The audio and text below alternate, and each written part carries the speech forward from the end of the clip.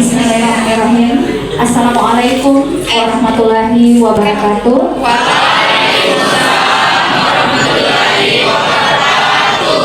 Dan selamat pagi. Yang kami hormati Bapak Kepala UPT SMK Negeri 2 Takalar beserta Bapak Ibu Guru dan tenaga administrasi sekolah SMK Negeri 2 Takalar. Yang kami hormati Ibu Irwani Sultan, Eskepnas dari Dinas Kesehatan Kabupaten Takalar. Yang kami hormati Bapak Yosia Uchida, beliau merupakan Junior Expert JIKA Kabupaten Takalar, serta siswa-siswi SMK Negeri 2 Takalar. Pertama-tama, mari kita memanjatkan puji dan syukur atas kehadirat Tuhan Yang Maha Esa, Allah Subhanahu wa Ta'ala, yang memberikan kita nikmat kesehatan, kesempatan, sehingga kita bisa berkumpul bersama-sama membuka acara ini dengan mengucapkan basmalah. Bismillahirrahmanirrahim. Assalamualaikum warahmatullahi wabarakatuh. Waalaikumsalam warahmatullahi wabarakatuh. Yang sama-sama kita hormati Ibu Irwani Sultan dari Dinas Kesehatan Kabupaten Takalar. Yang sama-sama kita hormati Bapak Yosia Uchida dari Junior Expert JIKA Takalar. Bapak-bapak dan ibu-ibu Dewan Guru SMK Negeri 2 Takalar yang sempat hadir mengikuti kegiatan, anak-anakku sekalian yang saya banggakan. Pertama-tama tentunya di setiap mengawali kegiatan selalu kita mengucapkan puji dan syukur kehadirat Allah Subhanahu wa Ta'ala atas lipat rahmatnya sehingga hari ini kita bisa berkumpul di tempat ini. Dan selalu juga kita kirimkan salam dan salawat kepada Nabiullah Muhammad SAW.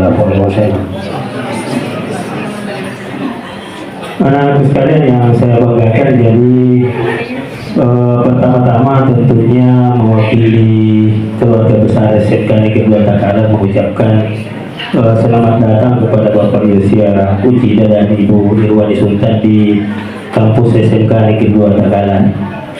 Perlu kami informasikan bahwa SMK Negeri 2 Takalar ini adalah salah satu dari 7 SMK negeri yang ada di Kabupaten Takalar, dan kami termasuk salah satu SMK pusat keunggulan di Sulawesi Selatan. Nah, kemudian dari program SMK pusat keunggulan ini, karena kami sudah memasuki tahun ketiga, kebetulan ada hubungannya dengan Jepang. Jadi di program kami yang tahun ketiga ini ada sekitar 10 orang siswa kami yang kami magangkan untuk persiapan berangkat ke Jepang. Jadi kebetulan sudah berbalik 10 orang dari tempat kursusnya di Makassar. Jadi kami bekerja sama dengan LPK Indo Global Mandiri. Jadi ada 10 orang yang memang dipersiapkan untuk nantinya akan magang ke Jepang. Jadi mereka yang 10 orang ini sudah mempelajari sedikit baik budaya Jepang maupun bahasa Jepang.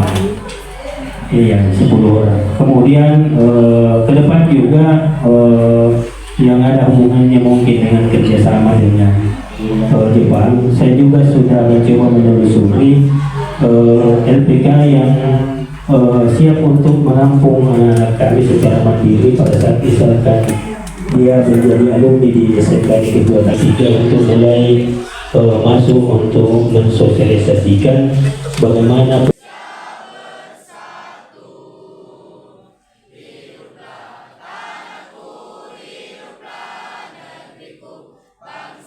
2011 Kementerian Sekretaris Negara membuka pendaftaran bagi yang ingin belajar Jepang training. Waktu itu saya mendaftar dan saya belum lulus, belum diuji waktu itu. Saya tidak menyerah. Salah satu kunci kesuksesan adalah jangan pernah menyerah. If you fail, try and try again. Jika kau gagal, coba dan coba lagi. Tahun berikutnya, saya coba lagi. Saya mendaftar, dibantu rekomendasi oleh German Expert waktu itu dengan beberapa persyaratan yang cukup rumit. Saya harus membuat job description, membuat apa-apa saja yang sudah saya lakukan menggunakan bahasa Inggris dengan kemampuan bahasa Inggris yang sangat minim waktu itu. Tapi saya tidak patah semangat. Saya terus dan akhirnya saya lulus tahun 2012. Baju yang saya kenakan ini adalah baju yang penuh desain. Seragam ini adalah seragam yang kami gunakan ketika kami diterima di Jepang. Makanya yang awalnya sebenarnya saya mau memakai baju yukata, baju pakaian adat tradisional Jepang yang sama tadi, yang hampir sama. Tapi belakangan saya berubah, kayaknya baju bersejarah saya harus saya gunakan untuk adik-adik. Kenapa? Semoga aura-auranya saya sampai semuanya bisa gitu. Jadi 2012 saya berangkat. Pengalaman yang saya bisa ambil ketika saya mengikuti training di sana nggak lama sih, sebenarnya cuma 3 pekan. Tetapi banyak hal yang kami dapatkan. Pertama, orang Jepang itu sangat menghargai waktu.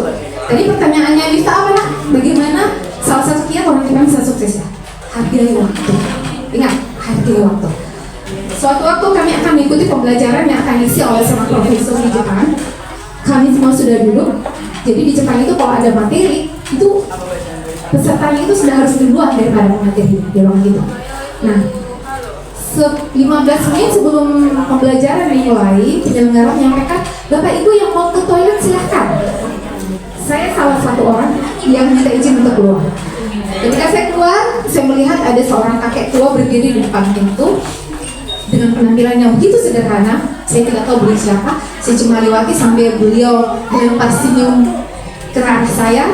Sebelum dari toilet, beliau masih berdiri di depan pintu. Saya sebetulnya pakai pakai dikit, Pak. Kalau kita orang Indonesia kan bilang, Pak, dia bisa dibantu, Pak cari apa Ki? Tapi karena saya juga kamu di situ, saya tidak berani berkata.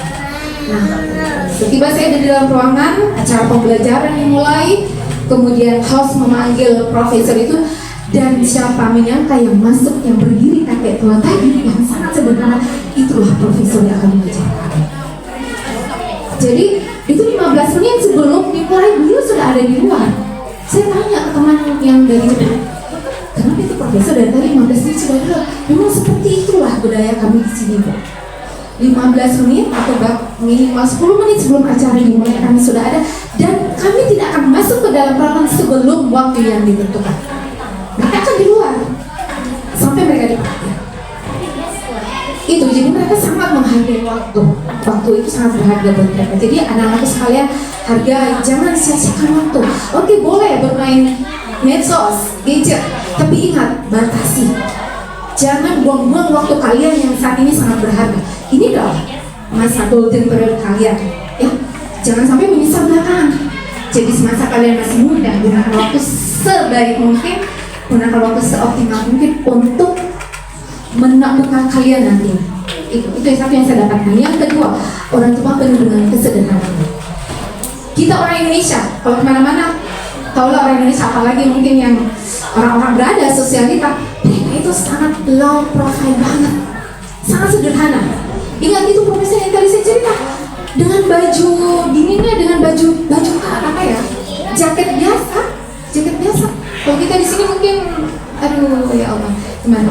Tapi intinya mereka lebih mengedepankan kualitas, bukan penampilan, bukan outfit mereka. Kemudian di Jepang apa lagi? Di Jepang itu saya tidak bisa mengatakan bahwa di Jepang tidak ada pencurian, tetapi itu salah satu negara aman ya, Rusia. Ada negara aman. Itu kalau kita kehilangan sesuatu, ada pernah cerita saya tidak tahu, tapi katanya ini juga kisah nyata. Teman lupa lupa jam tangan di stasiun kereta. Ya. 2 pekan kemudian dia baru ingat kalau jam tangan itu dia lupa di situ. Dia kembali ke situ, jam tangan itu masih ada. Bayangkan kita di Indonesia, jangan 2 jam, 2 menit saja bergeser dari situ, kira-kira jamnya masih ada nggak? Nah, karena mungkin karena di Jepang itu mereka sangat disibukkan dengan diri mereka sendiri ya. Mereka itu pagi sampai malam kerja, bahkan ada yang tidak pulang ke rumahnya. Ada yang tidak pulang ke rumahnya. Saya melihat langsung di Jepang itu ada memang tempat khusus untuk tidur ya. Ya, ada memang satu bilik ukuran 1 kali berapa meter itu mereka untuk istirahat, memejamkan mata tanpa pulang ke rumah, kembali lagi ke kantor. Seperti itu rutinitas sehari di Jepang, hektik banget. Ya. Nah, kemudian apalagi yang pengalaman yang bisa didapatkan di Jepang ya? Tadi budaya disiplinnya, ya memang tadi sampah jarang sekali yang bisa lihat. Yang paling ngambil itu tuh paling daun-daun kalau musim gugur. Tapi kalau dibilang ada puntung rokok, ada sampah kertas di mana ada. Seperti itu. Ya. Jadi sekali lagi saya tekankan ke adik-adik, anak-anakku sekalian, bahwa jangan sesuatu waktu tak masa muda. Ingat, tanamkan di pikiran kita hal-hal yang positif, lakukan yang terbaik. Ya. Izin saya boleh bisa dibantu, kita coba afirmasi diri ya. Bisa diangkat tangan kirinya. Oke. Letakkan di bahu sebelah kanan. Sambil ditepuk-tepuk. Ini kita akan menghargai diri kita. Sambil ditepuk-tepuk dan katakan, well done, bagus sekali. Oke. Tapi kita kompak ya, supaya ada feel-nya. Kita kompak. Sampai hitungan ketiga kita lakukan, diulangi sampai 3 kali kata-kata well done. Well done, well done, well done. Terakhir bagus sekali. Oke, bisa? Bisa. Bisa. Oke, 1, 2, 3. Well done, bagus sekali. Selanjutnya, orang sukses itu udah bisa malu. Ya gini. Waktu saya masih SMP, tahun berapa ya? 90-an. 92 kalau nggak salah, berarti itu sekitar berapa? 20 atau 30 berapa sekarang kalau 90? Pokoknya tahun 90 lah, 90. Saya suka sekali nonton film. Saya suka sekali nonton film Tokyo Love Story waktu itu. Itu film Jepang. Aduh, kalian belum ada nak. Saya saja masih SMP waktu itu. Nah, setiap kali saya nonton itu saya enggak, itu kan bilingual ya, bukan bahasa Jepang, jadi saya enggak ngerti bahasa Jepang, saya tahu. Tapi setiap kali saya nonton dan saya melihat view atau pemandangan yang ada di dalam layar TV itu, apa yang ada di pikiran saya? Kapan yang saya bisa ke situ? Kapan saya bisa ke situ? Itu terus saya ulang-ulang setiap kali nonton. Tapi waktu itu saya belum menyadari kekuatan dari law of attraction, kekuatan dari pikiran. Saya belum sadar. Jadi selama berbulan-bulan saya nonton film itu, kapan ya saya nonton? Tahun 2012 Allah menjawab apa yang saya pikirkan. Jadi jangan anggap remeh daripada pikiran. Law of attraction. Alam ini, pikiran itu mempunyai kekuatan elektromagnetik. Ya, ketika kita memikirkan sesuatu, maka alam Di Semas datang apa itu JICA atau kalau di dalam bahasa Indonesianya terharamnya JICA. Ya, JICA adalah singkatan dari Japan International Cooperation Agency. Itu bahasa Inggris ya. Tapi di dalam bahasa Indonesianya Badan Kerjasama Internasional Jepang. Ya, ini JICA. JICA, organisasi JICA dari pemerintah Jepang, dan JICA memiliki banyak-banyak program ya untuk kerjasama internasional seluruh dunia ada, dan Junior Etipat adalah salah satu program ya, program dari JICA yang membantu pembangunan internasional ya. Tapi orang JICA di Takarar cuma saya saja ya. Dan lama kegiatan ya saya sudah bilang ya, tahun 2022 bulan November tanggal 21 ya, dan sampai tanggal 20 Grand Novel tahun ini. Ya, jadi ya sudah hampir ya. Ya. Dan bidangnya ya saya kesehatan masyarakat dan promosi kesehatan. Dan tujuan kegiatan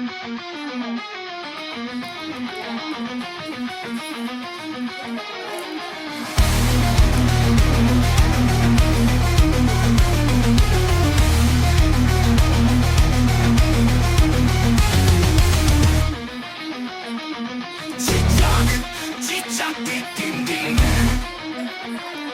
diam, diam merayap.